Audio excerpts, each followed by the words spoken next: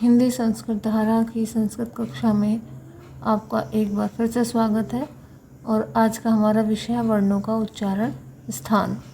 हमने पहले जाना है कि स्वर कितने हैं संस्कृत वर्णमाला में 9, व्यंजन कितने हैं 33, अयोगवाह कितने हैं 4 और कुल वर्णों की संख्या कितनी है 46। पाणिनि के अनुसार वर्णों के उच्चारण स्थान 8 हैं और उन्होंने इसको इस प्रकार से बताया है। अष्टौ स्थानानि वर्णानां उर कंठ शिरस्तथा जिह्वा मूलं च दंतश्च नासिको ओष्ठौ च तालु च।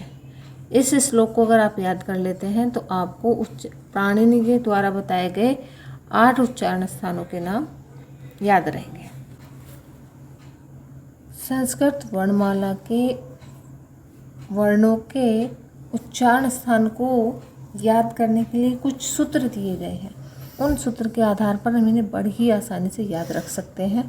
तो वो किस प्रकार है, पहला देख लेते हैं। अकुहु विसर्जनीयाम कंठः।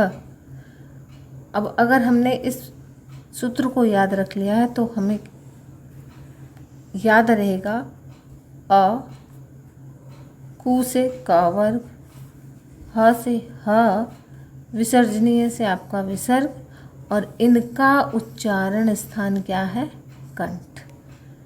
तो अकुह विसर्जनीय कंठ जो ये सूत्र है इससे हमें पता चलता है कि अ, क वर्ग, ह और विसर्ग का उच्चारण स्थान क्या है कंठ है। ऐसे ही दूसरा सूत्र देखते हैं। इचु यशानाम तालुहु। ई से ई, च से च वर्ग, य से य और श से श और ई, च, य और से इनका उच्चारण स्थान क्या है तालु है। क्या है तालु है। और इसमें कुल कितने वर्ण हो गए 8 वर्ण। आगे देखते हैं। ऋतु रसाणाम मूर्धः। तो रि, टे, रे और श का उच्चारण स्थान क्या है मूर्धा। ऋतु रसाणाम मूर्धा से हमें क्या पता चलता है कि रि, टे वर्ग, रे और श का उच्चारण स्थान मूर्धा है और इसमें भी कुल वर्ण हमारे कितने हैं 8 है। ऋतु लशानाम दंतः। तो ल, ते वर्ग, ल और श इनका उच्चारण स्थान क्या है दंत।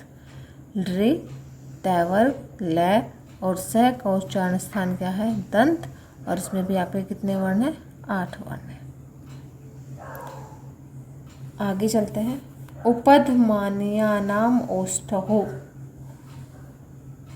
उ, पै और उपधमानीय आपको पहले पिछली वीडियो में हमने बताया था। फै और फै से पहले अगर ये निशान बनाए तो उनको क्या कहते हैं उपधमानीय। तो उ, पै वर्ग और दोनों जो हमारे उपधमानीय हैं इनका उच्चारण स्थान हमारा क्या होता है ओष्ठ होता है और इसमें कुल वर्ण कितने हैं 7। यम डण ना नाम नासिका च। य, म, ड, न और न।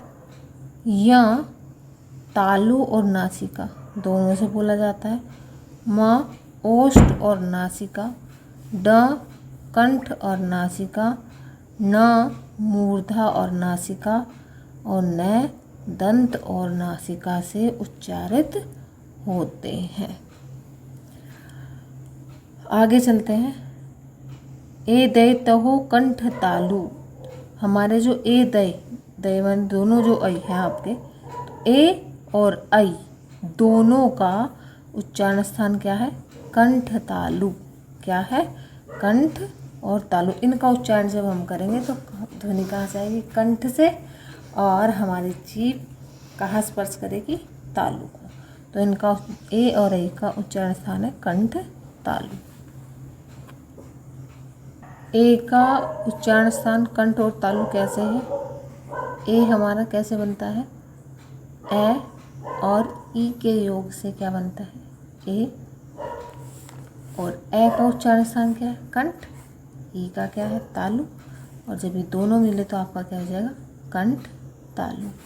ऐसे ही ए और ए से मिलके बना ऐ। ए का उच्चारण स्थान कंठ और ऐ का कंठ तालु है, तो दोनों मिलके क्या बन जाएंगे? कंठ और तालु। आगे चलते हैं। ओ दौ तौ कंठ ओष्ठम। तो ओ दौ, ओ कौन से जो है? ओ और औ, इन दोनों का उच्चारण स्थान क्या है? कंठ ओष्ठ। दोनों का उच्चारण स्थान क्या है? कंठ ओष्ठ। कैसे है? ए और उ मिलकर क्या बनता है? ओ। और ए का उच्चारण स्थान क्या है? कंठ। उ का ओष्ठ, तो दोनों मिलकर कंठ ओष्ठ। ए और ओ से मिलकर औ बनता है। ए का उच्चारण स्थान कंठ, ओ का उच्चारण स्थान कंठोष्ठ, और दोनों मिला के आपके क्या बन जाते हैं? कंठोष्ठ। आगे चलते हैं। वकार अस्य दंतोष्ठम। वकार, व, वकार से हमारा क्या आएगा? व का उच्चारण स्थान क्या है? दंत ओष्ठ है। एक व है जिसका उच्चारण स्थान क्या होता है आपका? दंत और ओष्ठ। आगे चलते हैं। जीवा मूल्यस्य जीवा मूलम। तो जो हमारे दो हैं जीवा मूल्य हैं, तो इनका तो हमें पता ही है, इनका उच्चारण स्थान क्या होगा? जीवा मूल। नासिका अनुस्वारस्य। और हमारे जो अनुस्वार हैं अंकी बिंदी जिन पे आते हैं, उनका उच्चारण स्थान किससे होता है? नासिका से होता है। तो एक तरीका तो हो गया हमारा, हम इन सूत्रों को याद कर लें और इन सूत्रों से ही हमें वर्णों के उच्चारण स्थान आसानी से याद हो जाएंगे। एक दूसरा तरीका आपको आता है, एक तालिका बनाकर अभी आप इनको याद कर सकते हैं, उसको भी देख लेते हैं कैसे है। ए, कै वर्ग, है और विसर्ग, इनका उच्चारण स्थान क्या है? कंठ। ई, च, य, श, उच्चारण स्थान क्या है? तालु। री, ट, र, स, उच्चारण स्थान क्या है? मूर्धा। ऋ, त, ल, श, दंतः। उ, प और आपके क्या है? उपधमानीय, उच्चारण स्थान ओष्ठ। ए और ऐ कंठ तालु। ओ, औ कंठ ओष्ठ। व का उच्चारण स्थान दंतोष्ठ। य, म, ड, न वर्ग और नासिका, ये जिस वर्ग का है वो उच्चारण स्थान और प्लस नासिका। आज के लिए इतना ही। धन्यवाद।